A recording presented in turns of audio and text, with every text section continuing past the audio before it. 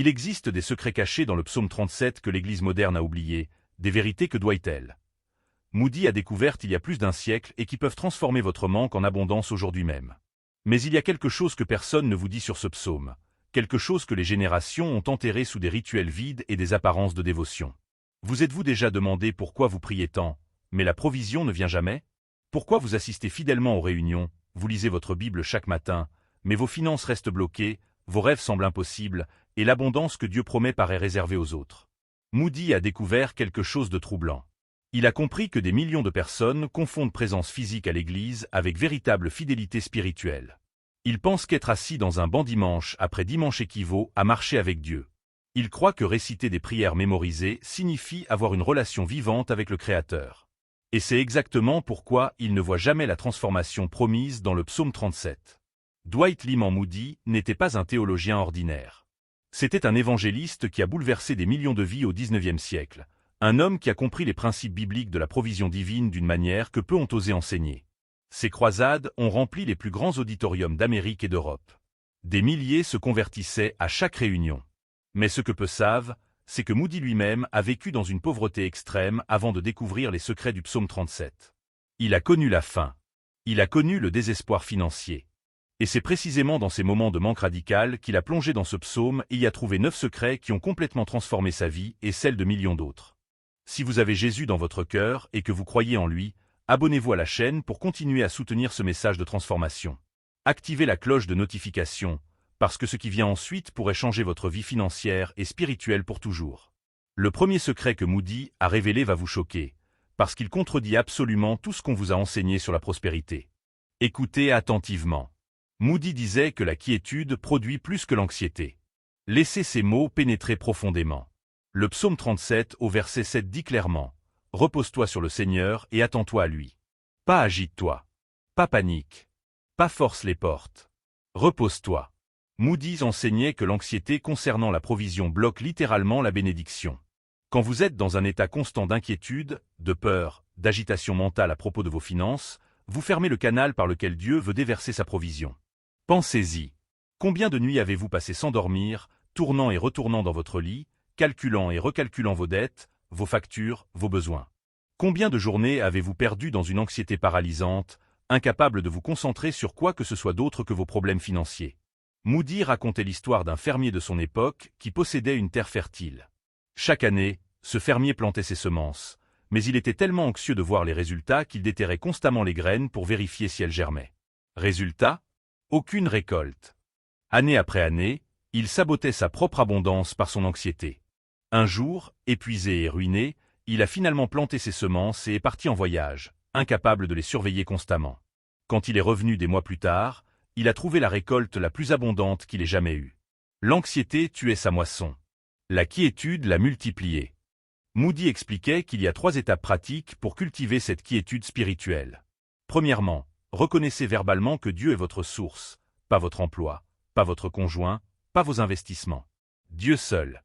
Deuxièmement, établissez un moment quotidien de silence total devant Dieu, sans demande, sans supplication, juste présence.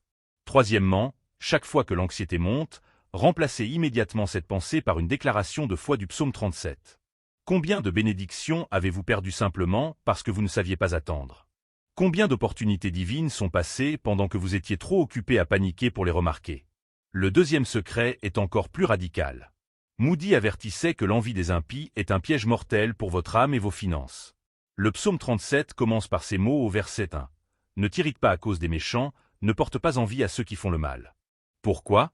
Parce que Moody comprenait quelque chose de profond. Quand vous regardez ceux qui prospèrent dans l'injustice, ceux qui mentent et s'enrichissent, ceux qui trichent et réussissent, ceux qui n'ont aucune relation avec Dieu mais semblent avoir tout ce que vous désirez, quelque chose de toxique commence à grandir dans votre cœur. L'envie. Et l'envie, disait Moody, est comme un acide spirituel qui ronge votre foi de l'intérieur. Vous commencez à vous comparer. Vous commencez à questionner Dieu. Vous commencez à vous demander si votre intégrité en vaut vraiment la peine. Et à ce moment précis, vous avez coupé votre propre ligne de provision divine. Moody racontait comment il avait lui-même lutté avec cela dans sa jeunesse. Il voyait des hommes d'affaires corrompus s'enrichir pendant qu'il peinait honnêtement dans la pauvreté. Il voyait des prédicateurs manipulateurs remplir leurs poches pendant qu'ils prêchaient gratuitement dans les rues. La tentation de l'envie était écrasante. Mais un jour, en méditant sur le psaume 37, il a eu une révélation qui a tout changé. Ces personnes que vous enviez, leur richesse est temporaire. Leur succès est une ombre. Le psaume dit qu'ils se faneront rapidement comme l'herbe, ils se flétriront comme le gazon vert. Vous voulez vraiment échanger votre héritage éternel contre leur prospérité éphémère? Moody posait cette question puissante. Préférez-vous 70 ans de richesse injuste suivie d'une éternité de regrets, ou une vie d'intégrité qui débouche sur une récompense éternelle et une provision surnaturelle maintenant? Parce que voici ce que personne ne vous dit. Quand vous cessez d'envier les impies, quand vous détournez vos yeux de leur fausse prospérité, vous libérez Dieu pour qu'il travaille dans vos finances d'une manière que vous n'avez jamais imaginée. Si ce message touche votre cœur en ce moment, laissez un commentaire en partageant votre expérience. Dites-moi si vous avez déjà lutté avec l'envie de ceux qui prospèrent dans l'injustice. Votre témoignage pourrait encourager quelqu'un d'autre qui regarde cette vidéo. Le troisième secret est probablement le plus mal compris de tous. Moody enseignait que le délice génère des désirs réalisés. Écoutez attentivement ce verset puissant du psaume 37 au verset 4. Fais de l'Éternel tes délices, et il te donnera ce que ton cœur désire. La plupart des gens lisent ce verset complètement à l'envers.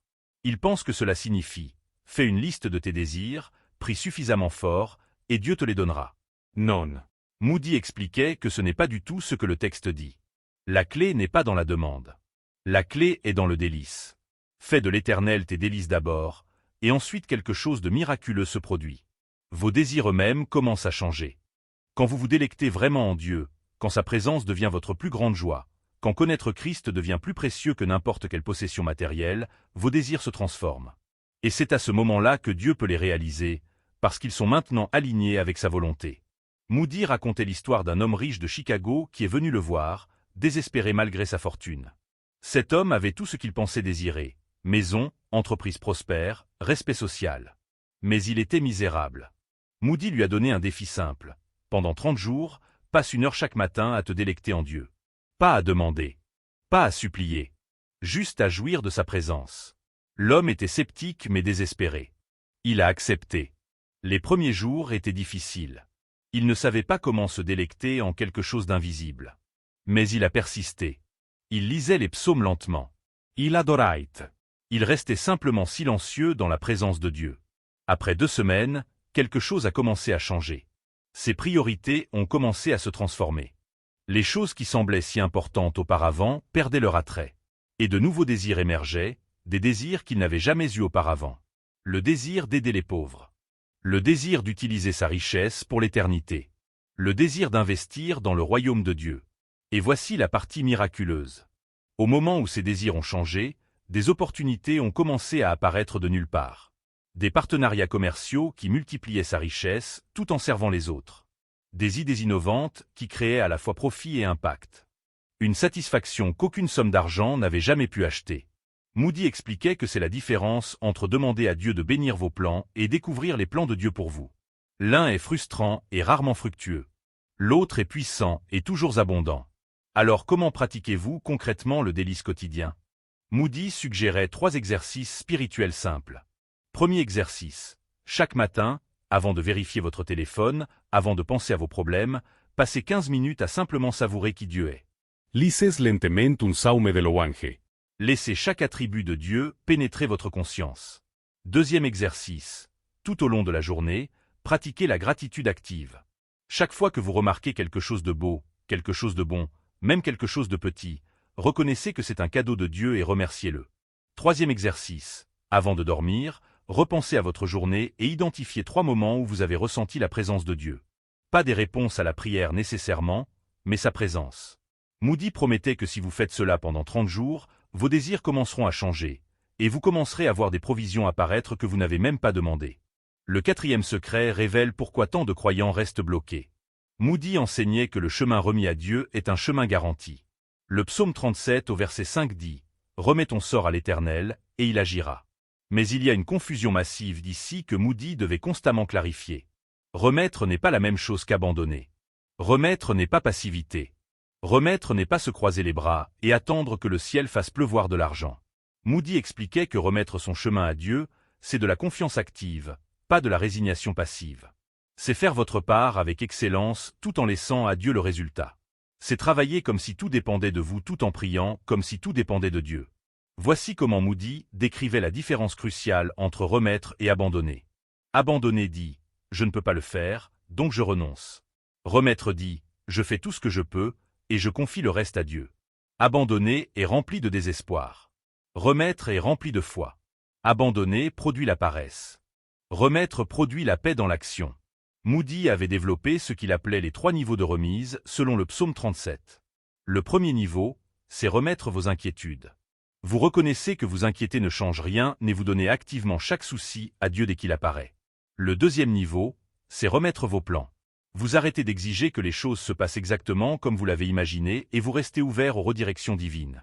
Le troisième niveau, le plus profond, c'est remettre votre identité. Vous cessez de définir votre valeur par votre succès financier ou votre statut, et vous trouvez votre identité uniquement en Christ. Moody témoignait de sa propre expérience. Il y a eu un moment dans son ministère où il avait planifié une énorme campagne d'évangélisation. Il avait tout organisé, réservé le lieu, invité les orateurs, imprimé les publicités. Puis, une semaine avant l'événement, tout s'est effondré. Le lieu s'est désisté.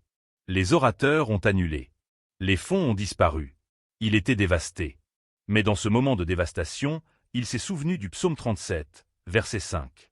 Il a prié « Seigneur, je remets ce chemin entre tes mains. Si cette campagne doit avoir lieu, tu ouvriras les portes. Sinon, montre-moi ce que tu veux que je fasse à la place. » 3 jours plus tard, une opportunité complètement inattendue s'est présentée. Un homme d'affaires chrétien lui a offert un auditorium 3 fois plus grand, gratuitement. D'autres prédicateurs qu'il n'aurait jamais pensé inviter se sont portés volontaires. Et cette campagne, celle qui semblait morte et enterrée, est devenue la plus grande de sa carrière à ce moment-là. Des milliers se sont convertis. Moody disait toujours « Si j'avais réussi à faire ma campagne comme je l'avais planifié, cela aurait été bon.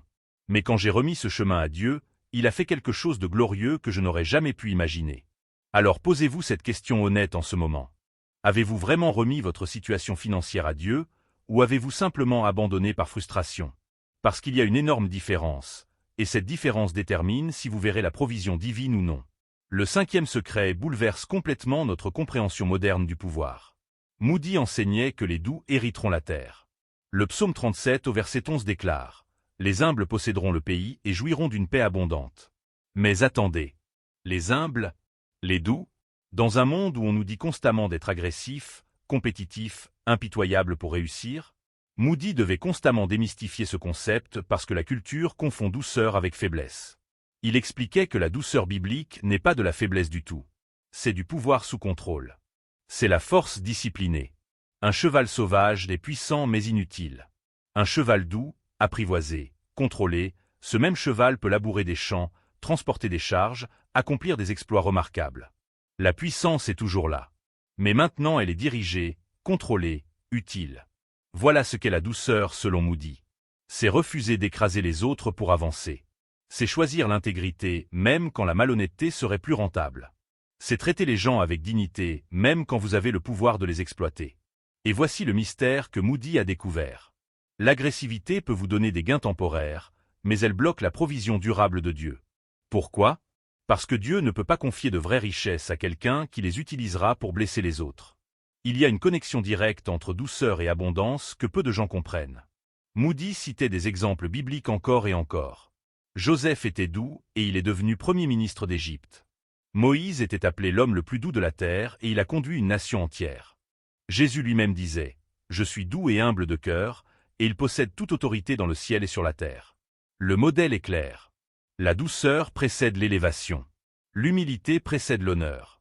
La gentillesse précede la provisión. Mais notre génération a inversé cette formule. Nous pensons que l'agressivité mène au succès. Nous croyons que l'arrogance attire la prospérité. Nous supposons que la gentillesse nous fera piétiner. Et c'est exactement pourquoi tant de gens travaillent si dur, mais ne voient jamais la vraie abondance. Moody posait cette question confrontante. Votre manière de chercher la prospérité est-elle douce ou agressive? Marchez-vous sur les autres pour grimper? Manipulez-vous les situations à votre avantage? Profitez-vous des faibles pour gagner? Si oui, vous avez peut-être quelques gains temporaires, mais vous avez bloqué la provision éternelle que Dieu voulait déverser sur vous. Le 6e secret était celui que Moody partageait le plus souvent dans ces dernières années, parce qu'il avait personnellement vérifié pendant des décennies. Il enseignait que le juste ne sera jamais abandonné.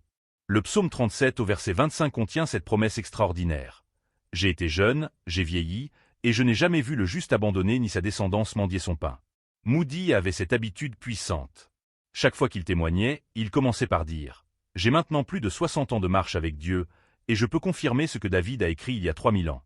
Je n'ai jamais, absolument jamais, vu un homme ou une femme véritablement juste être complètement abandonné par Dieu. » Il racontait des histoires incroyables de provisions surnaturelles qu'il avait personnellement observées.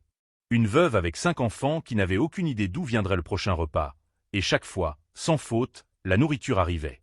Parfois un voisin frappait à la porte avec des provisions. Parfois elle trouvait de l'argent de manière inexplicable. Parfois quelqu'un lui offrait un travail juste au bon moment. Moody insistait, ce n'était pas de la chance. C'était la fidélité de Dieu envers les justes.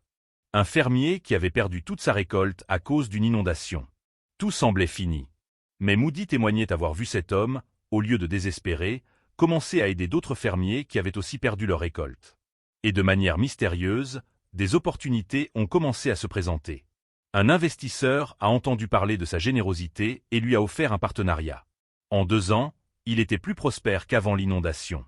Un pasteur qui donnait tout ce qu'il avait pour servir les pauvres de sa communauté, vivant lui-même dans une pauvreté volontaire. Moody observait comment, encore et encore, exactement quand ce pasteur avait besoin de quelque chose, cela apparaissait.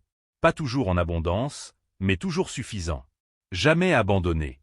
Mais il y a quelque chose de crucial ici que Moody clarifiait toujours. Remarquez que le verset ne dit pas que le juste sera toujours riche. Il ne dit pas que le juste n'aura jamais de difficultés. Il dit que le juste ne sera jamais abandonné. Il y a une énorme différence. Être juste ne signifie pas que vous n'aurez jamais de saisons difficiles. Cela signifie que dans ces saisons difficiles, Dieu ne vous laissera jamais seul. La provision viendra toujours. Peut-être pas comme vous l'attendiez. Peut-être pas quand vous l'attendiez. Mais elle viendra. Moody expliquait qu'être juste dans ce contexte a 3 marques distinctes selon le psaume 37. Première marque, le juste se confie en l'Éternel et fait le bien.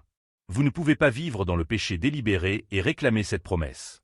Deuxième marque, le juste se complaît en l'Éternel, trouve sa joie en Dieu lui-même, pas seulement en ses bénédictions. Troisième marque, le juste reste patient dans l'attente, ne force pas les solutions, fait confiance au timing de Dieu. Si vous avez ces 3 marques, Moody garantissait, basé sur 60 ans d'expérience et d'observation, vous ne serez jamais complètement abandonné.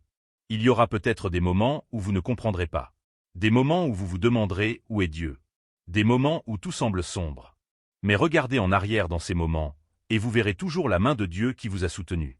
Le 7e secret est peut-être le plus radical de tous, celui qui va complètement à l'encontre de la logique humaine. Moody enseignait que la générosité multiplie, même dans le manque. Le psaume 37 au verset 21 fait cette observation étonnante. Le méchant emprunte et ne rend pas, mais le juste a pitié et donne. Attendez. Le juste donne, même quand il n'a pas beaucoup? Exactement. Moody prêchait ce principe paradoxal avec une conviction brûlante. Donnez dans votre pénurie pour recevoir dans votre abondance. C'est complètement contre-intuitif. La logique humaine dit « Attends d'avoir plus, puis tu pourras donner. Attends que tes finances soient stables, puis tu pourras être généreux. Attends d'avoir un surplus, puis tu pourras penser aux autres. » Mais Moody disait que c'est exactement à l'envers. Le don dans la pénurie active la provision divine d'une manière que le don dans l'abondance ne fait jamais. Pourquoi? Parce que donner quand vous avez beaucoup ne demande pas de foi. C'est facile. C'est confortable. Cela ne démontre rien de votre confiance en Dieu. Mais donner quand vous avez à peine assez pour vous-même, quand chaque centime compte, quand votre propre situation est précaire, cela déclare à l'univers spirituel. Je crois que Dieu est ma source, pas mon argent. Je crois qu'il peut pourvoir pour moi-même si je donne ce peu que j'ai. Je crois que ses ressources sont illimitées. Et c'est cette foi audacieuse qui libère la main de Dieu pour intervenir de manière surnaturelle. Moody racontait une histoire qui l'avait marqué pour toujours. C'était une veuve qu'il avait rencontrée lors d'une de ses campagnes. Elle vivait avec presque rien, survivant à peine avec ses 3 enfants après la mort de son mari. Un soir, après un de ses messages sur la générosité, elle est venue le voir avec des larmes aux yeux. Elle lui a tendu une enveloppe. À l'intérieur, il y avait quelques pièces de monnaie, probablement l'équivalent d'une journée de travail pour elle. Moody a essayé de refuser. Il lui a dit « Gardez cela, vous en avez plus besoin que moi. » Mais elle a insisté. Elle a dit quelque chose que Moody n'a jamais oublié. « Monsieur Moody, si je ne donne pas maintenant quand c'est difficile, je n'aurai jamais l'occasion de voir Dieu me surprendre avec sa provision. Je veux voir sa fidélité de mes propres yeux. Moody a accepté le don avec révérence.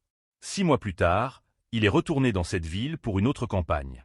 Il a demandé des nouvelles de la veuve. On lui a dit qu'elle dirigeait maintenant une petite entreprise prospère de couture, que ses enfants étaient bien nourris et qu'elle continuait à donner généreusement à l'église et aux pauvres. Quand Moody l'a rencontrée, il lui a demandé ce qui s'était passé. Elle a souri et a dit « 2 semaines après vous avoir donné cette offrande, une dame riche de la ville a entendu parler de mes compétences en couture. Elle m'a commandé une robe. Puis une autre. Puis elle m'a recommandé à toutes ses amies. Maintenant je ne peux même pas suivre toutes les commandes. Dieu a honoré ma foi quand j'ai donné dans mon manque. » Moody utilisait cette histoire encore et encore pour illustrer le principe du psaume 37. La générosité n'attend pas l'abondance. La générosité crée l'abondance. Alors voici le défi pratique que Moody lançait. Aujourd'hui même, avant la fin de cette journée, faites un acte de générosité qui vous coûte quelque chose. Pas un don confortable. Pas un montant que vous ne remarquerez même pas. Quelque chose qui demande de la foi. Quelque chose qui vous fait dire « Seigneur, je compte sur toi pour pourvoir maintenant. » Et puis observez. Notez ce qui commence à se passer dans les jours et les semaines qui suivent. Moody promettait que vous verrez la main de Dieu bouger d'une manière que vous n'avez jamais vue auparavant. Si ce message transforme votre perspective en ce moment, partagez cette vidéo avec quelqu'un qui a besoin d'entendre ces secrets du psaume 37. Vous ne savez jamais quelle vie pourrait être changée par ce partage. Le 8e secret traite de quelque chose que notre génération déteste absolument, l'attente. Moody enseignait que la patience précède la possession. Le psaume 37 au verset 34 dit « Espère en l'Éternel, garde sa voie, et il t'élèvera pour que tu possèdes le pays. » Espère. Attends. Sois patient. Ces mots sont comme du poison pour notre culture d'instant gratification. Nous voulons tout maintenant. Livraison le jour même. Résultats immédiats. Succès instantané. Et c'est précisément cette impatience qui détruit nos finances et notre destinée. Moody mettait en garde contre ce qu'il appelait la presque spirituelle. C'est quand vous êtes si près de voir la percée de Dieu, si près de recevoir votre réponse, mais vous abandonnez trop tôt parce que vous ne pouvez pas attendre un peu plus longtemps. Il comparait cela à un mineur qui creuse pour de l'or. Il creuse jour après jour, semaine après semaine. C'est dur. C'est fatigant. Il ne voit aucun résultat. Un jour, épuisé et découragé, il abandonne et vend sa mine pour presque rien. Le nouveau propriétaire continue à creuser au même endroit. 3 jours plus tard, il frappe la plus grande veine d'or de toute la région. 3 jours. Le premier mineur était à 3 jours de sa fortune. Mais il n'a pas pu attendre. Moody disait que c'est exactement ce qui arrive spirituellement à tant de croyants. Ils sont si proches. La percée est juste là. Mais ils deviennent impatients. Ils prennent les choses en main. Ils forcent des solutions. Ils font des choix impulsifs.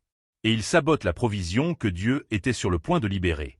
Il expliquait les conséquences dévastatrices de la peste spirituelle. Premièrement, les dettes. Combien de personnes s'endettent lourdement parce qu'elles ne peuvent pas attendre? Elles veulent la maison maintenant, la voiture maintenant, le style de vie maintenant. Elles ne peuvent pas attendre de pouvoir se le permettre.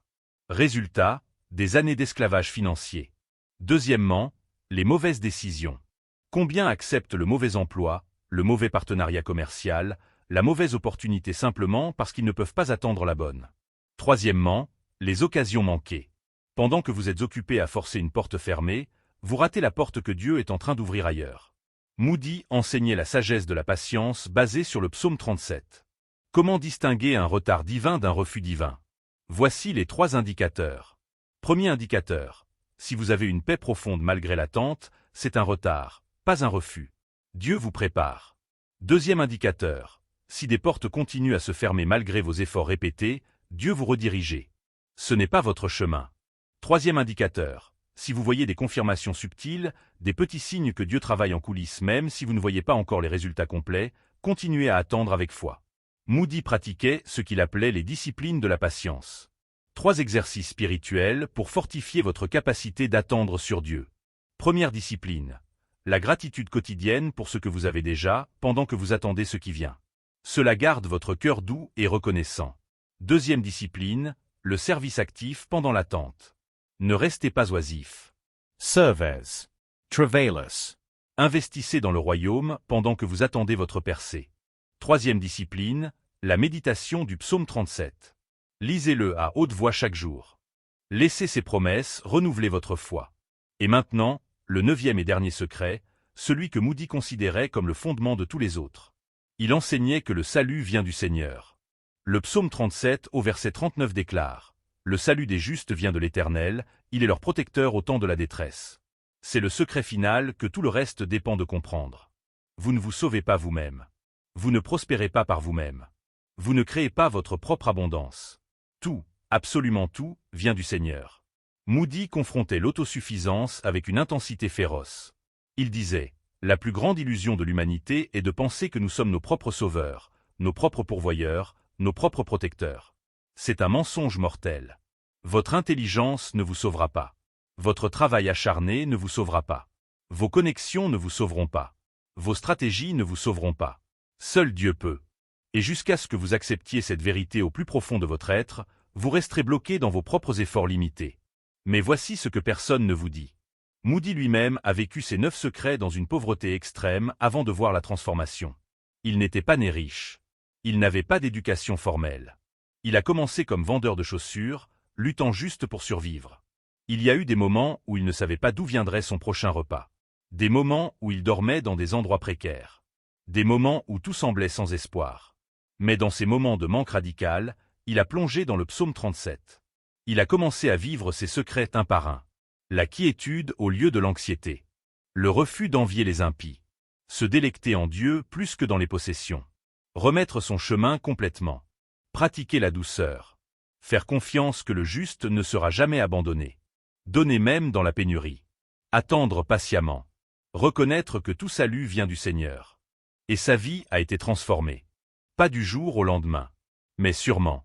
Progressivement. Surnaturellement. Il est devenu l'un des évangélistes les plus influents de l'histoire. Ses campagnes ont atteint des millions. Sa provision est devenue abondante. Mais il n'a jamais oublié les principes du psaume 37 qui l'ont amené là. Maintenant je vous pose la question la plus importante. Allez-vous vivre ces secrets ou simplement les connaître? Parce que la connaissance sans pratique est de l'hypocrisie spirituelle.